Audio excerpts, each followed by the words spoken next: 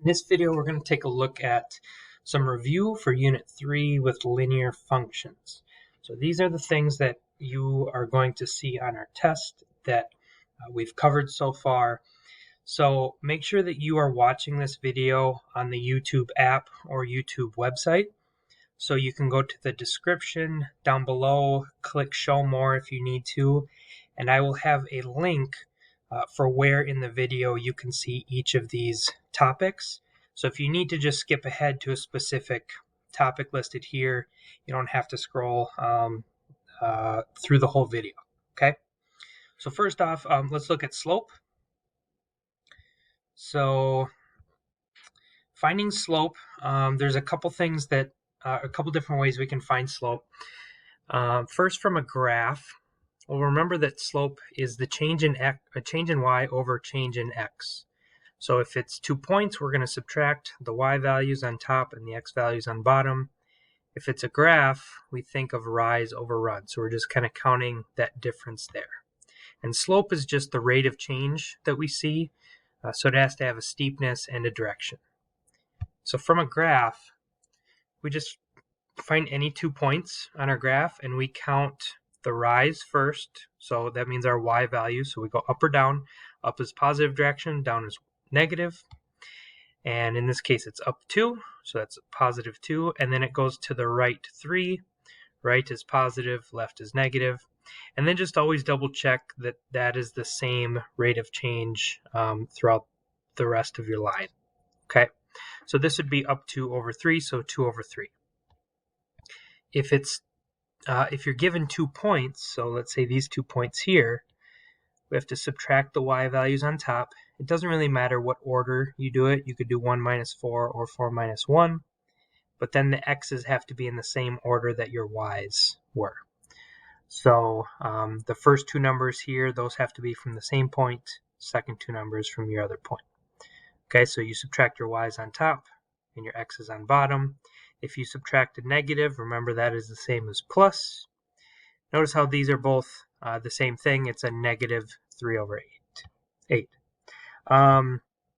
With a table, it's kind of a mix here. So we're like counting like a graph, but we're really finding the difference like between 2 points. So here we're just double checking that it's the same from one point to the next.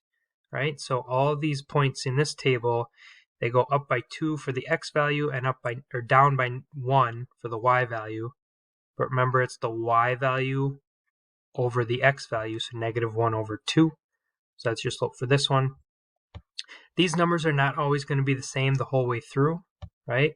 So if this happened to be a plus 8 and this was plus 4, 4 over 2 is 2, 8 over 4 is also 2. So that's still the same rate of change. Okay, so that's finding slope. Finding the intercepts, that can be really helpful when you get into other functions, but also just quickly graphing a line, especially if it's not in y equals mx plus b or slope-intercept form. So remember, the x-intercept always has a y value of 0, right? So you can basically just take away the y term in your equation and then solve for x. Same thing for the y-intercept. The x value is always going to be 0, so cover up the x term and solve for y. Okay. So any point on this line is our x-intercept. Any point here is our y-intercept. If we've got a horizontal line or a vertical line, then we're not going to have both an x and y-intercept. We're only going to have one. But any other straight line that's not horizontal or vertical will have both an x and y-intercept. From a table, we're just looking for the x value to be 0 or the y value to be 0. So this would be the x-intercept. This would be the y-intercept. Again, from an equation here, to find the x-intercept, we just basically get rid of this y term here. That becomes a 0. We solve for x. Same thing to find the y-intercept. We cover up the x term and solve for y. So here are just a few other examples. Now the three forms of an equation, we have slope-intercept, point-slope, and standard or general. Right, so we have these three forms here you need to know how to write. You might be asked to convert to slope-intercept, especially if we need to graph, and possibly changing or converting to standard form. So if it's standard form, you just need x and y on the same side. And we don't want a and b to be a decimal or fraction. We want those to be whole numbers. And we typically want this x term to be positive. More often than not, if you convert, it's going to be converting to slope-intercept form. And here are the directions for converting these two to slope-intercept. So the x and y always have to stay the same. They have to stay x and y, and all the other parts of these equations represent some value or information that is given about your graph or equation. So now we're going to get into parallel and perpendicular. So remember that parallel lines have the exact same slope. Perpendicular lines have opposite reciprocal for slope. So that means we have to change the sign. So that's what opposite means. Reciprocal means we just flip it. So if we have a line with a slope of 2/3, a line that is parallel, or any line that is parallel, has a slope of 2/3. If it's perpendicular, it has a slope of -3/2. So we changed it from positive to negative, and we flipped the 2/3 to a 3/2. Right, this example here, if you have a -7, that's like -7/1. So parallel is the same, and then perpendicular would be a positive 1/7. And here are a couple examples of what it looks like with an equation. The y-intercept does not have to be the same. Usually it's not. Okay, so this just has a slope of 1/4. This also has a slope of 1/4. The y-intercept doesn't really matter when we're talking about slope. Systems of equations. So this is when we have two or more equations, and when we're trying to solve or find the solution, that just means we're trying to find where the lines intersect. So what point works in both equations, or is true for both equations? So most of the time you're going to get one solution, right? That's where the two lines intersect. So we write it as a point, x comma y, in parentheses. Sometimes you're going to get a solution that is no solution, and that's because the lines are parallel. They are never going to intersect. They have the same slope or rate of change, so there's no solution. And sometimes you're going to get two lines that are the same. The equations are just written a little differently, and that's going to have infinite solutions because every point on each line is part of the other line. So here are some examples. Here's one solution here, which is usually what you see. Parallel lines have no solution. The same lines have infinite solutions. So we can solve three ways: graphing, substitution, and elimination. So graphing here, if we're going to be given two different equations, and we can either graph from slope-intercept, right? We graph the y-intercept, use slope to find a couple other points. And if we don't have slope-intercept, we can convert it to that form. Or we can just graph or find the x and y intercepts of this, right? So cover up the y and solve for x. And that's your x-intercept here at 2.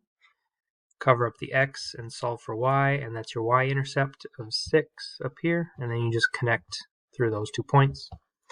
So this point here where they intersect, that is your solution, right? If they're parallel, we write no solution. If they are the same lines, we write infinite solutions.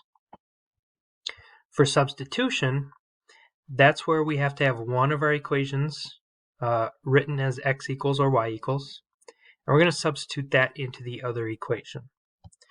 So 7x minus 4 is the same as y, so we're going to substitute 7x minus 4 in for y down here. Right, so that's written right here. Notice how this time we have minus in front of this, so we have to distribute this negative inside. So that's how we get this plus 4 here. And now we just have an x value, so we solve for that remaining variable. All right, so we get x equals 1. And now we just have to substitute that into either one of these equations here and solve for y. I substituted into this equation because if I plug that in here, then I already have y equals, and I find that y equals 3. So my solution is 1, 3 right here. For elimination, we need the equations to line up. So we have our x terms, y terms, the equal sign, and the constants right here. Notice that these are both written in standard form.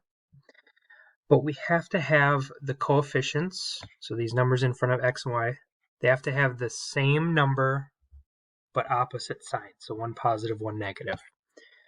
So 3 and 2 are different, 4 and negative 2 are different, but if we multiply this by 2, this becomes a negative 4, right? And now when we add those two together, they eliminate and give us 0.